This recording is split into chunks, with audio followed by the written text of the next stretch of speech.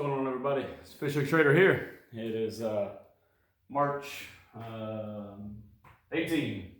You want to check this off? All right. So, as you see the board here, if you could read it, sorry about the light glare, didn't have a chance to take care of that. So, as I've been talking about for the last 2 years, now I'm nobody, I'm not saying I projected this coming, but it was way past due. It's not a good thing, right? I do wish I was wrong, and all the other people probably wish they were wrong. Now, a lot of people are making money off of this, event, but at the same time, a lot of people are going to lose a lot of money because they're going to lose their jobs.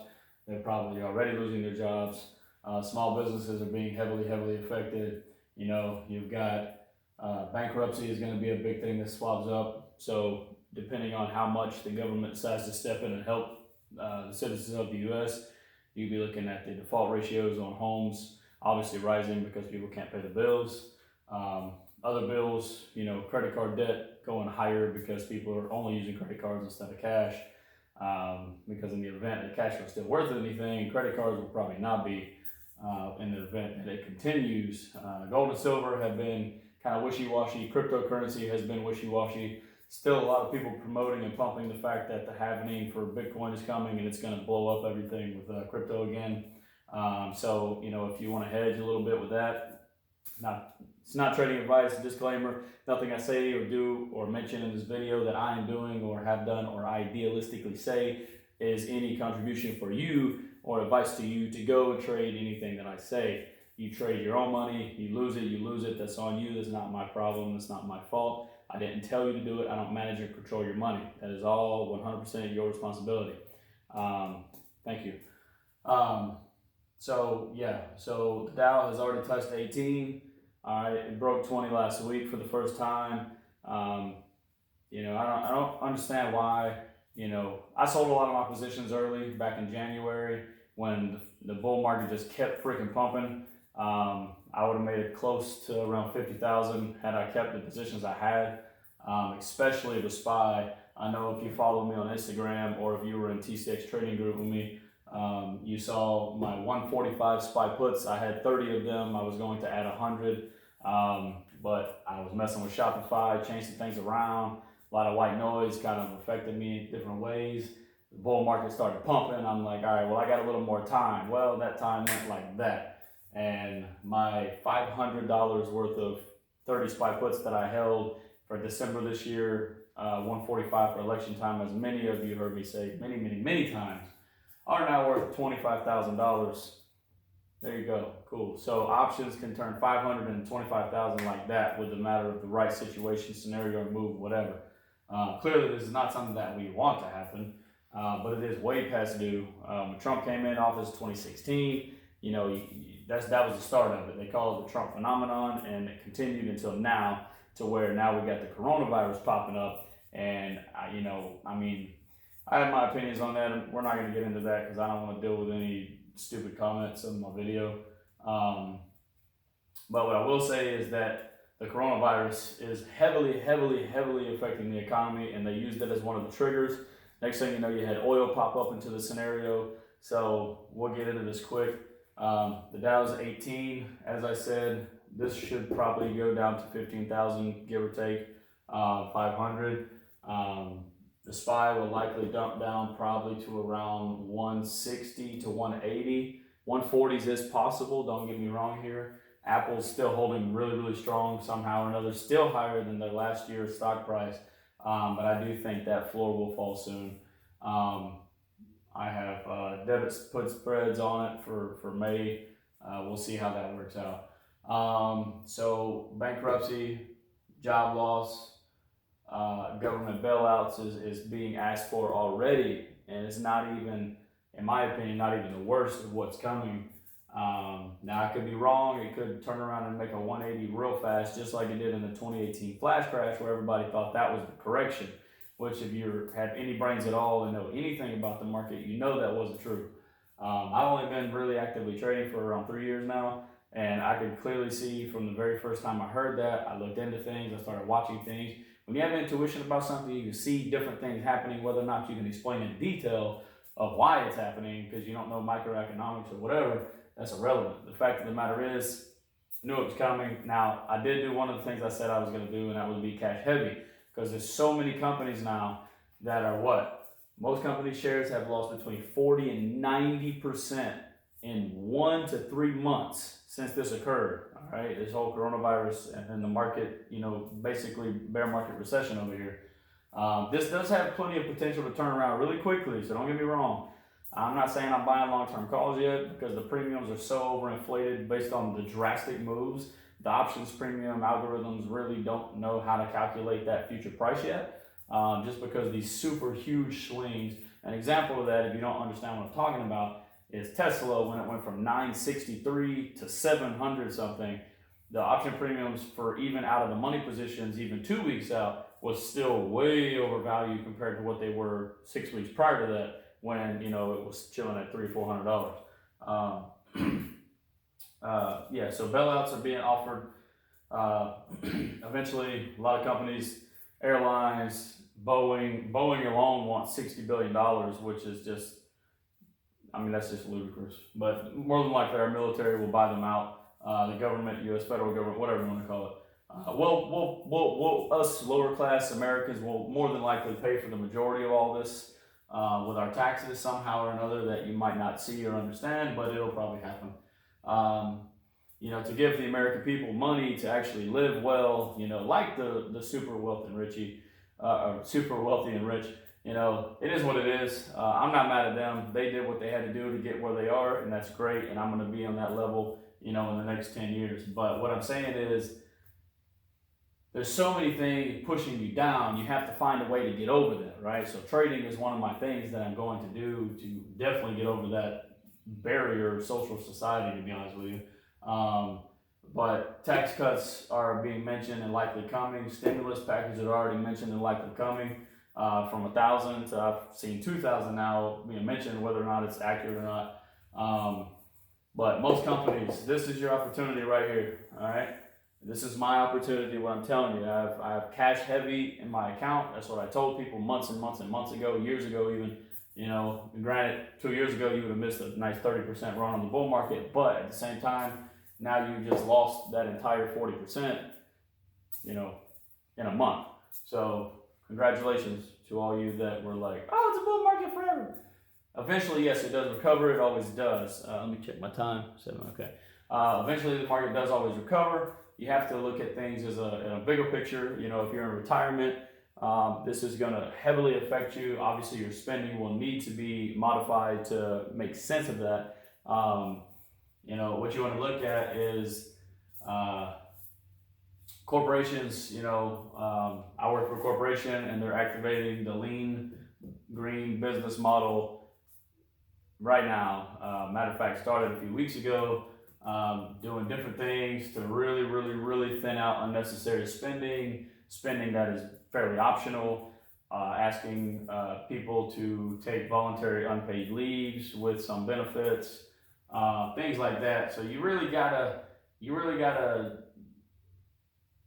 leave your emotions on the table on this one, because this could get rough for a lot of people really, really, really fast, including myself. I'm not out of this equation. I would just do whatever it takes to make sure my head stays above water. Please don't go out looting and being violent and breaking shit because, excuse my language, because that's not going to do anything but make it worse. Then you'll incite National Guard and everybody else joining the party, and that's getting a little far-fetched, but it can happen because they already shut the world down with the coronavirus. All right, this is not just the United States. It's not just Italy. It's not just China. They literally shut the world transportation system almost to a halt, with the exception of small travel here and there with very, very limited routes and things like that, because of this coronavirus contagion, how extremely contagious it is, et cetera, et cetera. Many of you have different opinions of that. Many of you are scared that this is the freaking Black Plague, and some of you just don't flat out give a shit. Excuse my language again. But it is what it is. It crashed the market. Oil crashed the market. Oil companies, if you look at any oil companies that are multi-energy source, so natural gas, oil, the vast majority, there are a few that slip through the cracks for somehow or another. They must have something up their sleeve that they're working as a hedge against this entire situation. because some of them have only lost 10-20%, where most of them have lost closer to 90. Your real estate investment troops, the REITs, they have majority lost between 60 and 90%. I hold one of these in my little dividend portfolio, and that got destroyed. GCI, their dividend went up to 0.56, so I'm assuming they raised their dividend because the stock price is now $1.20, whereas it was $7 just 3 months ago before this all started. So a buying opportunity, potentially. NLY, capital management, yes, I do believe that is, in my opinion, a buying opportunity for myself. I will wait until the absolute bottom dollar is hit. Airbus is a good investment, in my opinion, on long term for myself, because the stock price is down to $12. It was 38 not long ago. So worst case scenario, I'll double my money, over the next 5 or 10 years, however long it takes for this to recover. So how am I hedging this market? Because I mentioned premiums are so expensive, right? Okay, so let's talk about it. That was not an MGK reference. Anybody who knows what I'm talking about. All right, so all these companies lost all this money, right? So what I did is hypothetically save 10 grand, $10,000 cash, right? You save this money and you look at investing it in at least two things, two stocks, two funds, two REITs, whatever you want to do. Because you take that 10, all right, and say you split it twice, now you got 5, all right, and now you bought, we'll say, two different stocks at 5,000 each. So we'll just, for example, we'll just say NLY and we'll say APLE. These are both real estate investment trusts that I do hold. Well, not NLY yet, but APLE I do hold. This one's down to $5 or $4 a share right now. It's getting beat down as well. It was 16 3 months ago. So right there, 3 out to 16, you quadruple your money price. All right. Same thing with NLY. NLY was $12 sometime earlier last year, and now it was chilling around $10.50, and now it's also down to that super low $5 range. So what you could do, an example for me would be, I would place 5,000 on each of these, right? And worst case scenario, I double it, so this should be 10. That could be 4 times, so that could be 20. So I could turn my 10 into $30,000. Okay, that is an absolute possibility.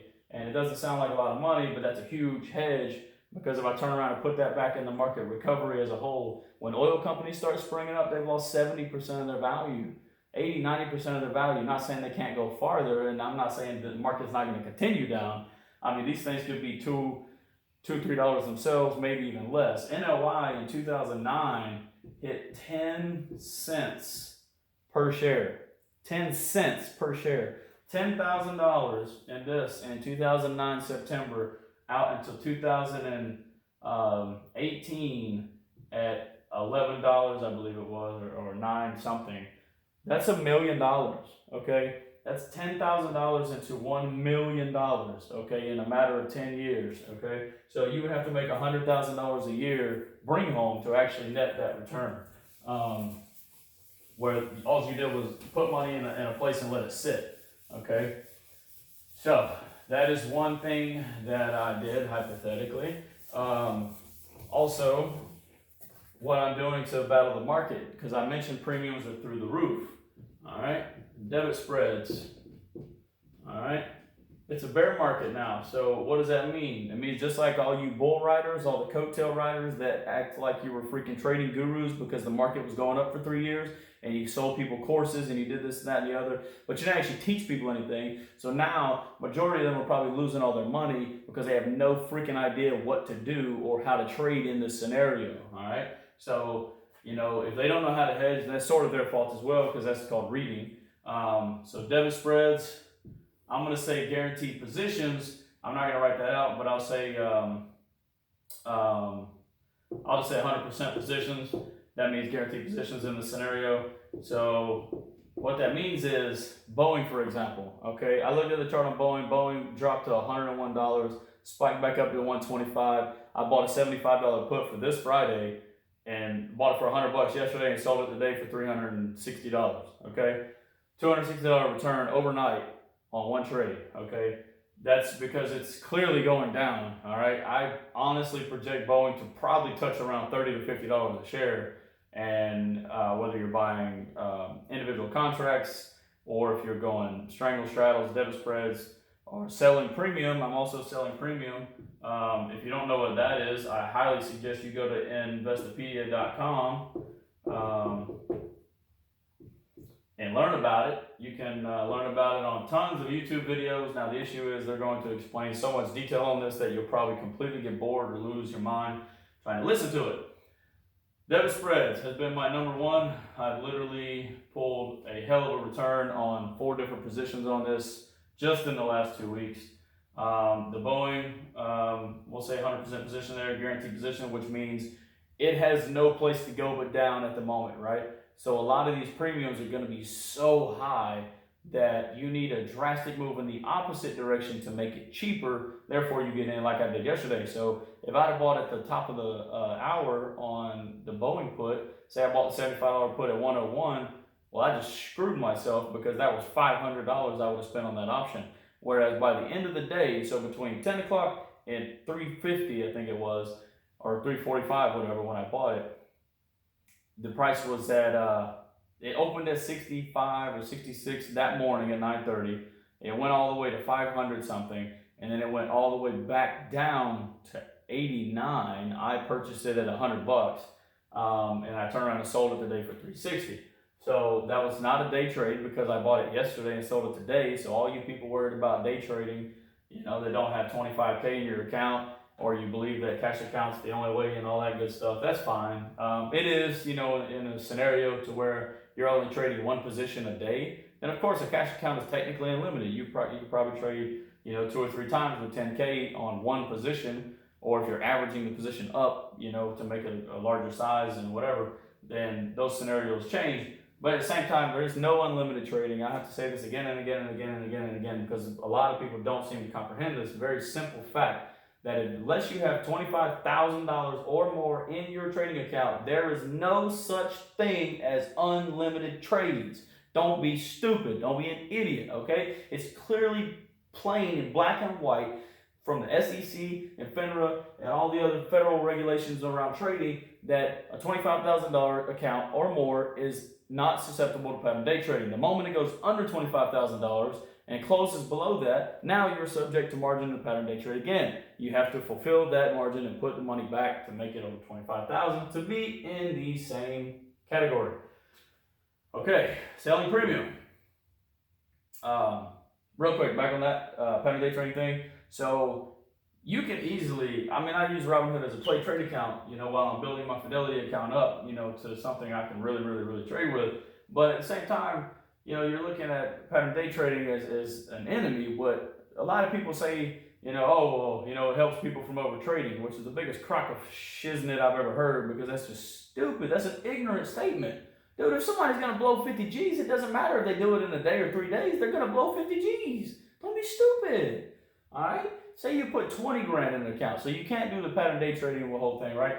All right, so say you put it on a cash account. Okay, cool. But guess what? You can't avoid good faith violations. Now, a lot of you people say that you haven't been affected by good faith violation, blah, blah, blah. That just means either you don't trade that often, or you do actually trade a very calm trading plan, which is great, or maybe you just have not got lucky enough to buy and sell something quick enough to get hit with the good faith violation.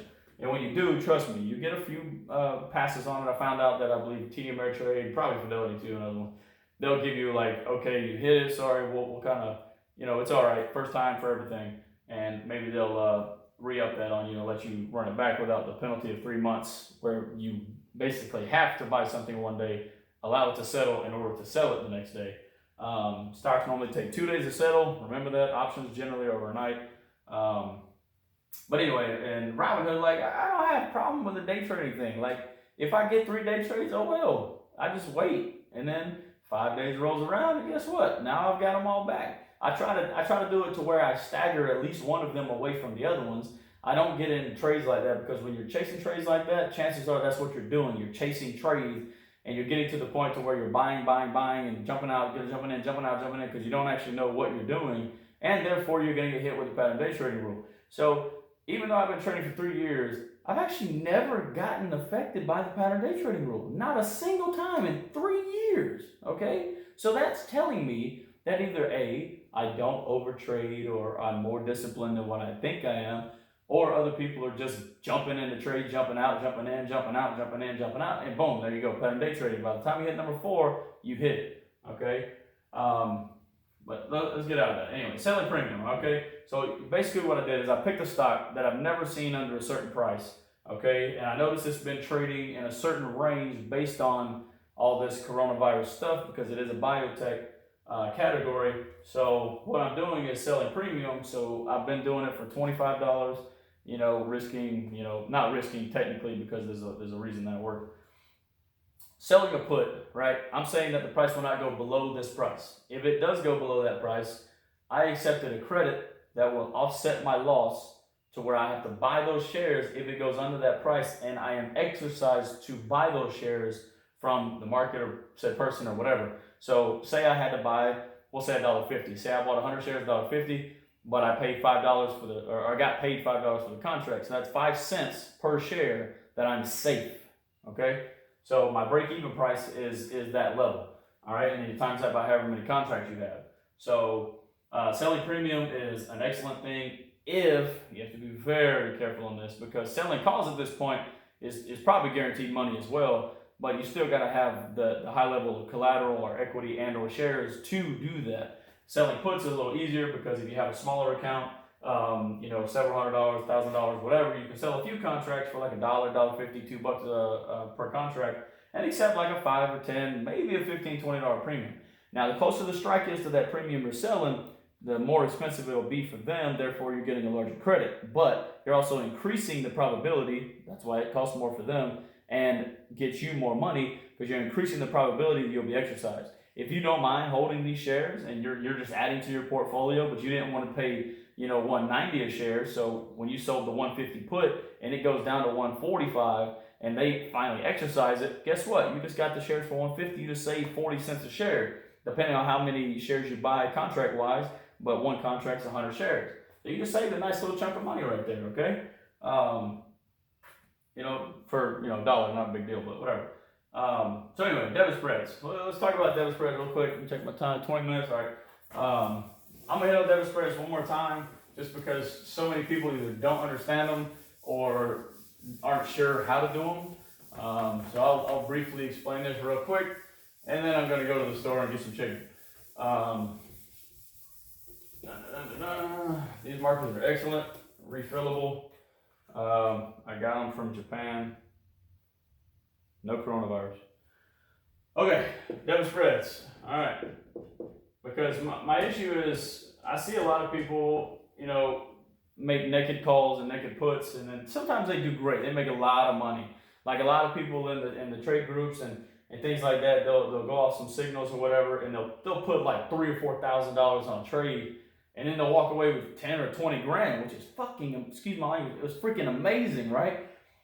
But how many times are you going to be able to multiply that? Or are you just like, man, that was it, baby, one hit wonder, I'm out, man. Let me throw $500 in that guy. I'm gonna take my $15,000, $20,000 and I'm gonna roll. All right, cool, good. Pay some debt, go on vacation, save money for this event that's taking place.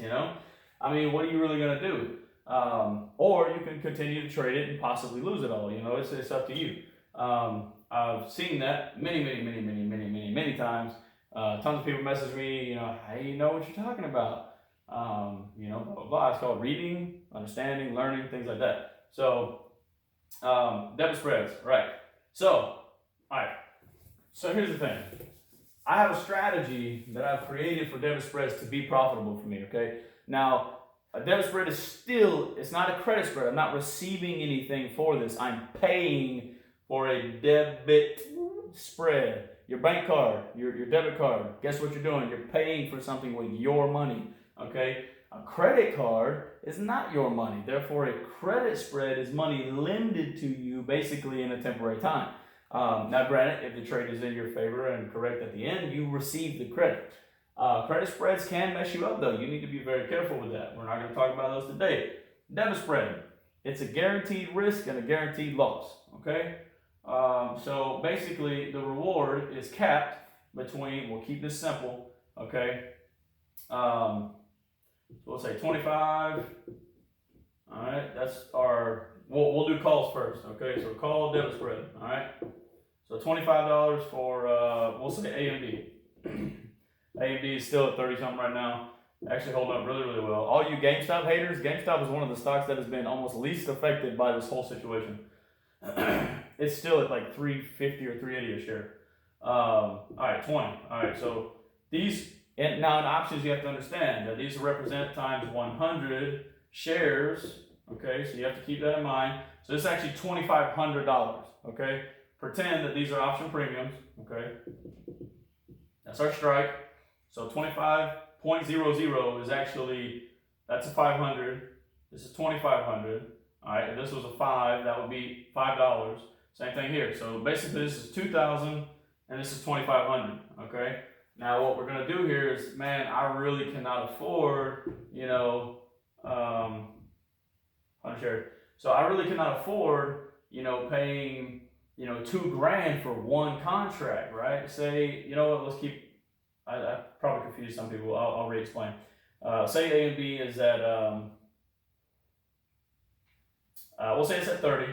All right, $30 right now per share. Say this is a 35 strike. All right. All right, 35 strike and 30 strike. Or no. Let's do. We'll say call, so 35, and let's say 25. All right, let's make this better. Okay, so $25 strike and $35 strike. The difference here is $1,000. Okay, so that $1,000 difference is your max profit. Okay, now what does that mean? Does that mean I'm going to make $1,000 on this trade? No, that's not what it means at all. All right. So you're going to look over here at your premiums. So it's costing you $2,500 for this call at 35. And it's actually backwards. Hold on, because I was thinking about puts when I wrote this. You know what? We'll make it simple. We'll do 30. All right. So $2,500 and $3,000. So $3,000 gets you and at the money by $5. $25 call. Now the $2,500 here is going to be for the $35 call. Okay, so man, you know what, man, I can't afford this. It's $2,500. This is 30. You know what? What if I do a debit spread? Okay, great. So now I'm gonna buy this one. All right, for $3,000. That's $3,000. I'm gonna keep this as simple as possible. Hopefully, it's making sense. And then I'm gonna sell simultaneously at the same time for the same expiration, same stock. All right, I'm gonna sell this one. 25, so we said that was 2,500, right? So now we're subtracting these. So 3,000, 2,500, that leaves you $500. This is almost always a scenario until the strategy I mentioned, but I might not even say that because it's working really well and I don't want to flake it. As we said, that's a $1,000 difference. $10 in options premium is $1,000. So 35 to 25, that's 1,000. Okay. Now that's your max profit, right? Max. All right. Max profit. $500 is the cost of this trade because we took the $3,000 premium and we subtracted the $2,500 premium because we bought this contract and then we sold this contract simultaneously. If your stuff does not say it's a debit spread, it's wrong. If these premiums are fudged up and it says 30 here and 25 here, that means you're going to get a $500 credit because that's going to be a credit spread. You don't want to do that. You want to make sure that the premiums that you're seeing are accurate to what you're doing. All right. I had somebody in the group. They said they opened a credit spread. I saw exactly what happened. It was on a video. They thought they opened a debit spread. It was actually a credit spread, though it does say credit right there at the bottom and you receive money for opening it. Then they ended up losing like $150 off the bat. Fortunately for them, the trade worked out in their favor just because of how the price